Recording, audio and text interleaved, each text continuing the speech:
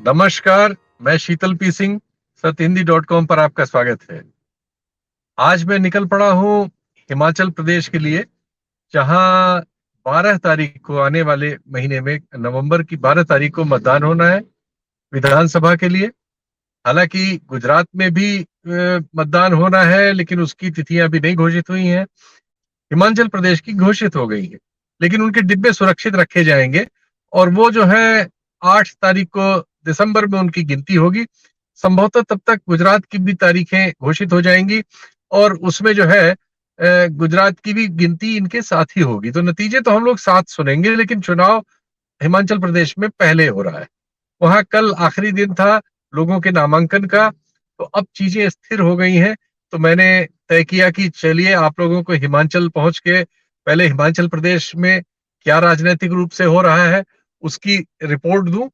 और हिमाचल में पिछले साल एक बड़ा बाई इलेक्शन हुआ था, 3 विधानसभा सीटों का और एक लोकसभा सीट। मंडी छोटा राज्य है, कुल 68 सीटें हैं, तो एक अच्छा खासा टेस्ट था वो। और आप आश्चर्य करेंगे कि उसमें सारी सीटें भारतीय जनता पार्टी हार गई थी। मंडी की लोकसभा, जो लोकसभा चुनाव 19 में वो करीब 4 लाख से जीती थी, वो भी 5-6 हजार वोट से हार गई थी। तो ऐसा लग रहा था कि बिल्कुल उलट पलट जाएगा। हिमाचल का ऐसा अतीत भी रहा है। हिमाचल में कोई सरकार 2 बार नहीं हुई है।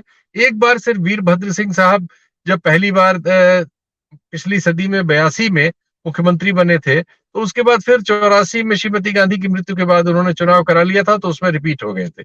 लेकिन ऐसा हमेशा संयोग नहीं रहा। बार बार वहां जो एक बार सत्ता में रहता है उसके खिलाफ इतनी एंटी इनकम्बेंसी तैयार हो जाती है कि वो अगला चुनाव हार जाता है। सामाजिक समीकरण ऐसे हैं कि सवर्ण जातियों का घनत्व है। ठाकुर और ब्राह्मण यहाँ की प्रमुख जातियां हैं। ज्यादातर मुख्यमंत्री ठाकुर हुए, एक आध बार अपवाद भी रहा, लेकिन ज्यादातर ऐसा रहा है। पिछड़ी जातियां लगभग नदारद हैं, दलित हैं, और बहुत थोड़े संख्या में अल्पसंख्यकों के चिन्ह है। हालांकि पंजाब से लगा हुआ है, और पंजाब में अभी आपकी सरकार प्रचंड बहुमत से आई है, तो लोगों की एक शुरू से ये कल्पना थी कि आम आदमी पार्टी हिमाचल प्रदेश में, क्योंकि बॉर्डर जिला स्टेट है पंजाब का, शायद इस बार कुछ बहुत कुछ करने जा रही है। लेकिन जो रिपोर्ट्स मेरे पास आई हैं अभी शुरू में, कल उनकी तस्दीक होगी, उनमें ऐसा नहीं लगता। बल्कि ऐसा लगता है कि आम आदमी पार्टी ने अब अपने शीर्ष नेताओं के हिमाचल के दौरे वापस कर लिए हैं। वो यहाँ नहीं आ रहे हैं, वो सब के सब गुजरात भेजे जा रहे हैं। हिमाचल प्रदेश को उन्होंने एक तरह से कांग्रेस के लिए छोड़ दिया है कि भाई तुम इसे जीत के अपना जो कसबल है उसको आजमा लो, नहीं तो कहोगे कि आम आदमी पार्टी की वजह से हम हार गए। तो अब यही देखना है कि जो बाय इलेक्शन में इतना अच्छा प्रदर्शन कांग्रेस ने पिछले साल किया, उसके चिन्ह मौजूद है, या भारतीय जनता पार्टी ने जो पिछले बाय इलेक्शन के बाद सबक लेके कर्मचारियों के गुस्से को, किसानों के गुस्से को, पेंशनरों के गुस्से को, इन सबको दूर करने के लिए क्या क्या किया, उसका क्या असर हुआ। दूसरे, भारतीय जनता पार्टी को आप जानते हैं, इस समय सामर्थ्य के मामले में उस पार्टी का कोई मुकाबला नहीं है। दूसरे, चुनाव लड़ने की जो मशीन उन्होंने अपने आप को बनाया है, एक चुनाव खत्म होता है, आने वाले चुनाव की तैयारियों में जुट जाते हैं, सालों साल काम करते रहते हैं, रात दिन काम करते हैं। प्रधानमंत्री यहाँ 3 विजिट करके ऑलरेडी जा चुके हैं। इतने छोटे राज्य में प्रधानमंत्री के 3 दौरे हो चुके हैं। तो वो चीजों को बहुत ही सीरियसली लेते हैं।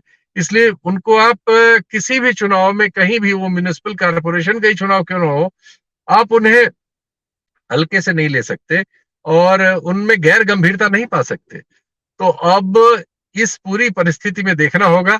यहाँ हिमाचल में जो पहाड़ी इलाके हैं, यानी जो ऊपर वाला हिमाचल है, हिमालय की ओर वाला, वहाँ आबादी कम है, सीटें कम है। शहरी इलाकों में और हिमाचल की तराई में, आप कह सकते हैं निचले हिमाचल में, ज्यादा सीटें हैं। और कांगड़ा वैली में और मंडी में और शिमला में ज्यादातर सीटें यहाँ हैं। और उस लिहाज से वो गुजरात जैसा कुछ कैरेक्टर पेश करता है। जैसे गुजरात में जो शहरी इलाके हैं, उनमें बहुत सारी ये सीटें घनत्व में है।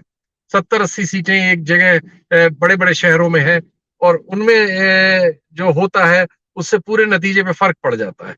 हिमाचल में भी ऐसा ही है। तो 68 में से आधी से ज्यादा सीटें इन 3 जगहों में आ जाती है। तो हम देखेंगे कि इनमें हो क्या रहा है। हिमाचल में अच्छी खासी इंडस्ट्रियल बेल्ट है, और सेब के किसान हैं। सेब की खेती यहाँ का प्रमुख उद्योग है। टूरिज्म के बाद, टूरिज्म तो है ही है, तो इन दोनों में क्या हो रहा है? कोरोना का असर हुआ ही होगा। महंगाई और बेरोजगारी क्या कर रही है?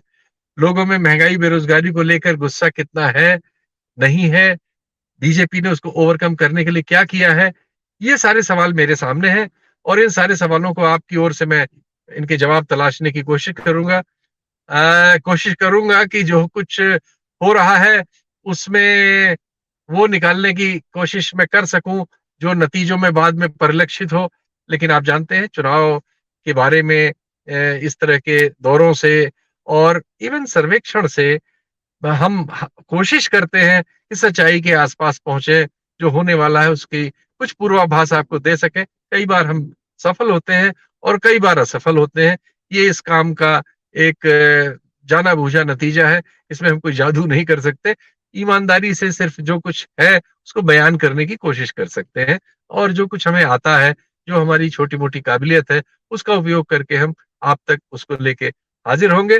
तो आज से मेरी हिमाचल चुनाव यात्रा शुरू हो रही है और इसके बाद मैं गुजरात भी जाऊंगा।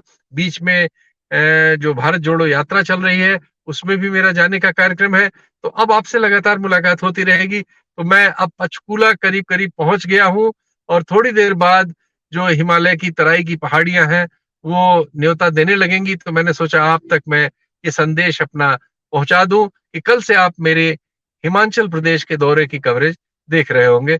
बहुत बहुत धन्यवाद। नमस्कार। सत्य हिंदी का ऐप डाउनलोड करें गूगल प्ले स्टोर पर।